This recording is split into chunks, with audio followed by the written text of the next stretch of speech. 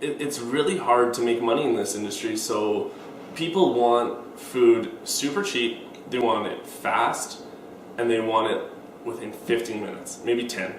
Do you know what I mean? And it's really scary.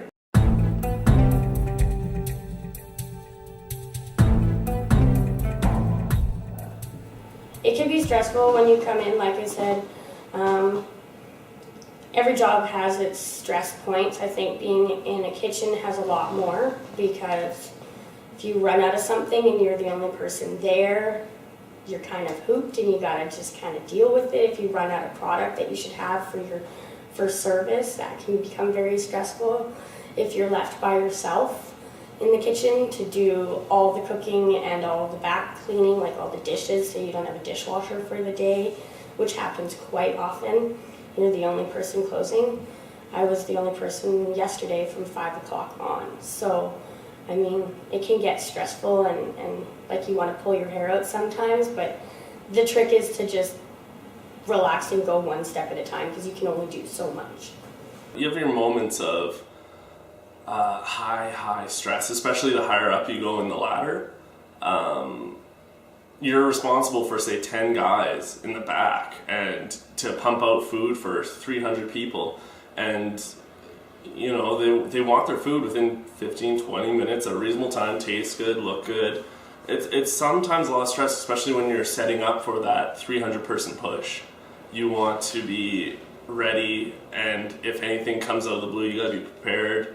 And after 10 years, you've seen everything. Well, a lot. You've seen a lot. I've also seen those 40-year-old chefs that are just miserable. You know what I mean? And that's what I'm scared of, I think, the most, is waking up tomorrow and being like, these 12-hour days are killing me. I'm 40, I'm miserable, I hate my life. When I was 25, I wish I went and did this. I wish I went and did that. And I really don't want to have those feelings. And I think that's probably the most scariest thing, is not knowing if you're going to do this for life or not.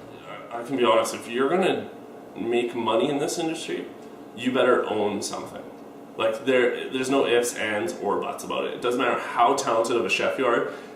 Yes, you know, the slight few who don't own their own restaurant are making okay money, but if you want to make money in this industry, you better get ready to own your own restaurant. In a kitchen, you often get people who are younger and they, you know, get drunk the night before and they don't come in, or they don't show up, or they show up hungover.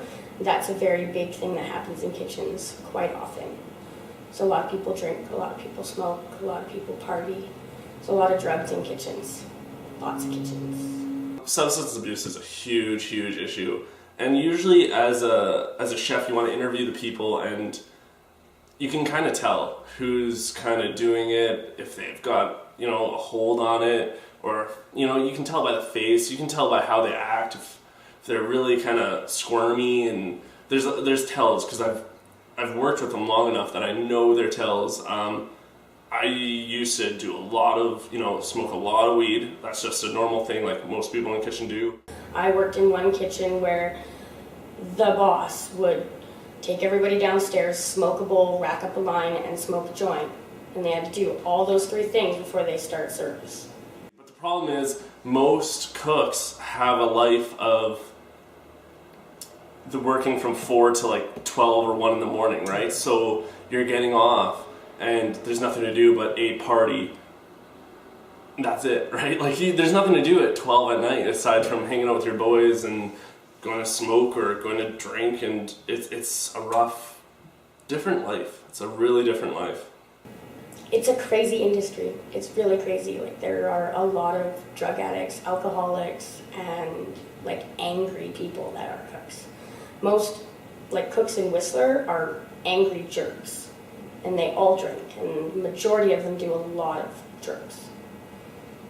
Like, working in kitchens in Whistler, almost 78% of the kitchens I worked in, the staff did drugs and alcohol on shift, after shift, before shift. It was pretty crazy. Like, the older chefs, a lot of them are alcoholics. Like, a lot of them, and it's really scary. Like, it's a really big trap, and I don't know what happens, but I find, like, you look at a chef and you're like, how old is he? He's 30? He looks fucking 45, and that's because we work 11, 12 hours, whatever it takes. One of the top chefs in Canada had come into our restaurant, and she actually came over to our kitchen, thanked us, and then sent us chocolates. I think she sent us, and said thank you. That was really lovely. It showed that you went out of your way to make this extra nice and special. I think they were having an anniversary, and so that just kind of made it worthwhile. I think the industry is like, I really love the industry. I think it's one of the best industries, but people have to see it as not as a money maker. Like, yeah, you're gonna make money doing it, you're gonna have a blast, but it's a passion. It's not a job, it's a passion. It's like what you love to do, and there's nothing like it. That's all I can say.